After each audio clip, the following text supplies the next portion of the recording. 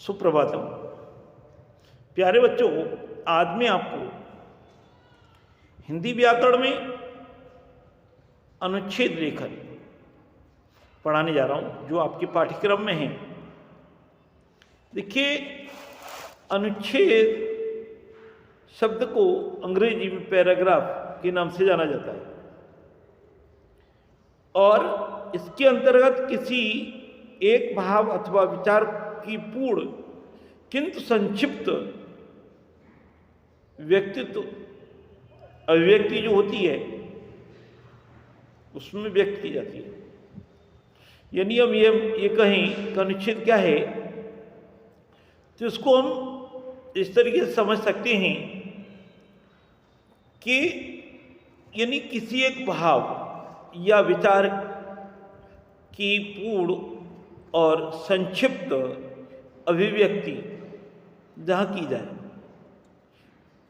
तो क्या है, वो अनुच्छेद है। इसमें निबंध की तरह संबंधित विषय के जो अन्य पहलू होते हैं उन पर विचार नहीं किया जाता है। यानी ये एक पैराग्राफ एक तरीके से होता है और इसको 10-12 पंक्ति यानी 80 से 100 शब्दों में लिखा जाता है। तो ये मैंने आपको अनुच्छेद लेखन की जो एक शब्द सीमा है इसके विषय में बताया। अब एक अच्छे अनुच्छेद की क्या विशेषताएं होती हैं वो देखिए। अनुच्छेद जब लिखते हैं तो देखिए उसकी बातें भी बताऊंगा मैं। उससे पहले अच्छे अनुच्छेद की क्या विशेषता हैं वो मैं आपको बता दे रहा हूं इस वीडियो के द्वारा। अनुच्छेद के वाक्य पूर्ण एक दूसरे से जुड़े हुए और एक ही भाव अथवा विचार के वाहक होते हैं। भाषा विषय के अनुरूप भावात्मक, ओजस्वी और प्रभावपूर्ण होनी चाहिए। यानी प्रभावपूर्ण होती है एक अच्छे अनुच्छेद की। दूसरे, अनुच्छेद में कथनों कथ्यों की अनावश्यक विस्तार नहीं होता है। यानी अनावश्यक कथानक नहीं होते और ना ही विषय का अधिक विस्तार होता है और कोई भी शब्द बार बार नहीं आता है। भाषा और विचारों की स्पष्टता अनुच्छेद की सबसे प्रमुख गुण है। भाषा और विचार की स्पष्टता। रोचकता भी अनुच्छेद का एक अनिवार्य गुण है। यदि अनुच्छेद में रोचकता है तो ये अनुच्छेद की सबसे बड़ी विशेषता है। दूसरे, अनुच्छेद कल्पनात्मक न होकर के तथ्यात्मक अधिक होता है, मगर विषय के अनुरूप उसमें यथावश्यक कल्पना का समावेश किया जा सकता है। यानी यदि विषय के अनुरूप यदि उसमें रोचकता लानी है तो उसमें कल्पनात्मक तथ्य को समाहित किया जा सकता है। तो इस तरीके से अब अनुच्छेद के प्रकार। अनुच्छेद देखिए 4 प्रकार का होता है। यानी अनुच्छेद 4 प्रकार के होते हैं। पहला है वर्णनात्मक। वर्णनात्मक अनुच्छेद में इसमें किसी स्थान, दृश्य, वस्तु, व्यक्ति का तथ्यों के आधार पर वर्णन किया जाता है, जैसे कोई अविस्मरणीय घटना। तो इस तरीके से इसके बाद है विचारात्मक अनुच्छेद। इसमें किसी भी दिए गए विषय पर यानी किसी भी दिए गए विषय पर अपने मत या विचार व्यक्त करने होते हैं। तो ये होता है विचारात्मक अनुच्छेद। जैसे परिश्रम का महत्व, ये विचारात्मक अनुच्छेद है। और तीसरा है भावात्मक अनुच्छेद। भावात्मक अनुच्छेद क्या है? देखिए, भावात्मक अनुच्छेद इसमें व्यक्ति दिए गए विषय पर संवेगात्मक रूप से अपने अनुभव, श्रद्धा अथवा मान्यता के अनुसार अपनी सोच को व्यक्त करता है। जैसे इसका विषय है, जब मैंने किसी की सहायता की, तो ये भावात्मक अनुच्छेद हो गया। अंत में होता है कल्पनात्मक अनुच्छेद। अब कल्पनात्मक अनुच्छेद क्या है? वैसे भी शब्द से मालूम पड़ता है। जो कल्पनात्मक अनुच्छेद होता है उसमें व्यक्ति अपनी कल्पना के आधार पर दिए गए विषय पर अपने विचार व्यक्त करता है। जो विषय दिया जाता है कल्पना के आधार पर उसमें विचारों को व्यक्त किया जाता है। इसमें शब्द सीमा पर थोड़ा ध्यान रखा जाता है। शब्द सीमा 80 शब्द से कम न हो और 100 शब्द से अधिक न हो, इस बात का ध्यान रखते हैं। अब अनुच्छेद लेखन में ध्यान रखने योग्य बातें, ये बहुत जरूरी है। जब अनुच्छेद लिखा जाता है तो किन बातों का ध्यान रखना जरूरी है, ये मैं आपको बता दे रहा हूं। देखिए, अनुच्छेद लिखते समय भाषा का प्रवाह बना रहे, यानी भाषा सीधी सरल होनी चाहिए, जिससे कि जो पाठक है जो अनुच्छेद को पढ़ रहा है उसकी समझ में आ जाए। दूसरे, मुहावरे, लोकोक्ति और सूक्तियों का उचित प्रयोग भी करने चाहिए।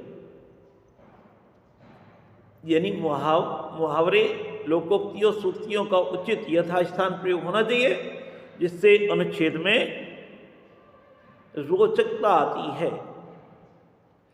और एक बात और, अभी मैंने बताया था, शब्द सीमा का विशेष ध्यान रखना है। और आगे अनुच्छेद लिखते समय भूमिका उपसंहार नहीं लिखनी चाहिए, यानी विषय के विस्तार को अधिक नहीं बढ़ाना है, ना ही कोई बात पुनरावृत्ति हो, रिपीटेशन में आए। तो इस तरीके से इस बात का ध्यान रखना है। अनुच्छेद भले ही सीमित शब्दों में लिखा जाए, परंतु उसमें विषय से संबंधित सभी महत्वपूर्ण या तथ्य समावेश होने चाहिए। सभी तथ्य होने चाहिए विषय से संबंधित, जिस विषय पर अनुच्छेद लिखा जा रहा है।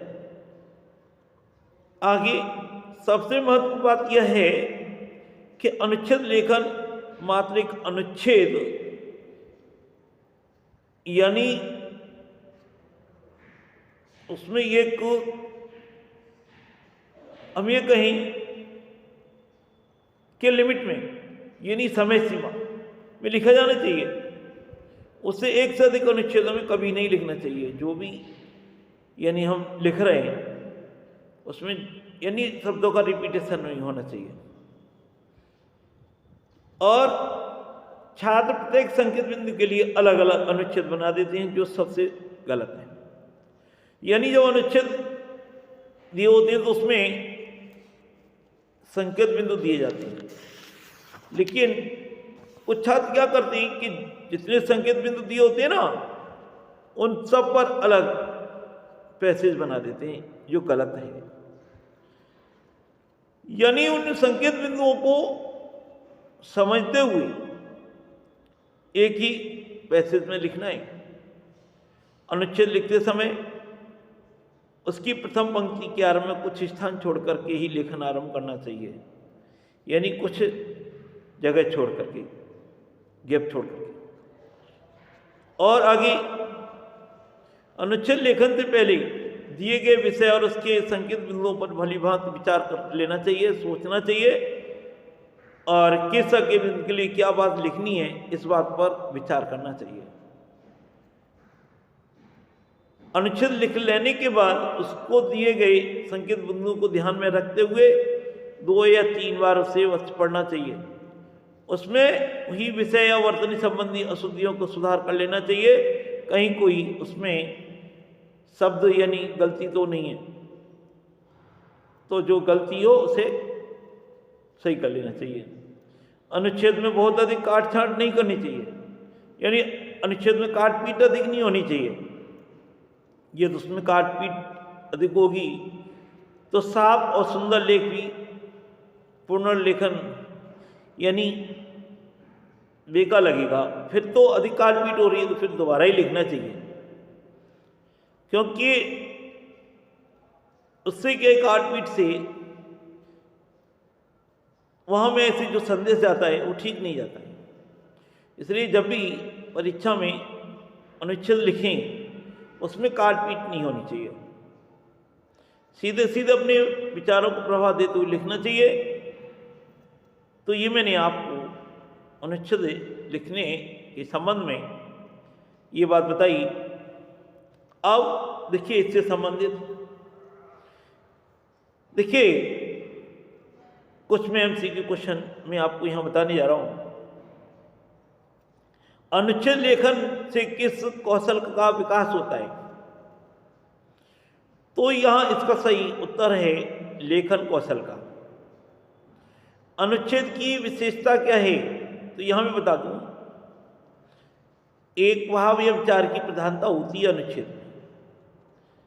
अनुच्छेद का यानी अनुच्छेद को दूसरे और किस नाम से जाना जाता है? तो इसका आंसर है लघु निबंध। लघु निबंध के नाम से भी इसे जाना जाता है। अनुच्छेद लेखन में अनावश्यक क्या है? देखिए अनुच्छेद लेखन में तो बता दूं, भूमिका, उपसंहार, उदाहरण, ये सभी अनावश्यक हैं। ये सब अनुच्छेद में नहीं दी जाती। न भूमिका लिखी जाती है, न कोई उपसंहार दिया जाता है बाद में, और ना कोई उदाहरण दिया जाता है। ठीक है, ये सब नहीं लिखे जाते। तो मैंने आपसे इनसे संबंधित क्वेश्चन पूछे, इस तरीके से आपको ये ध्यान रखना है। वीडियो को देखें बार बार, जिससे आपकी समझ में और आ जाएगा। धन्यवाद।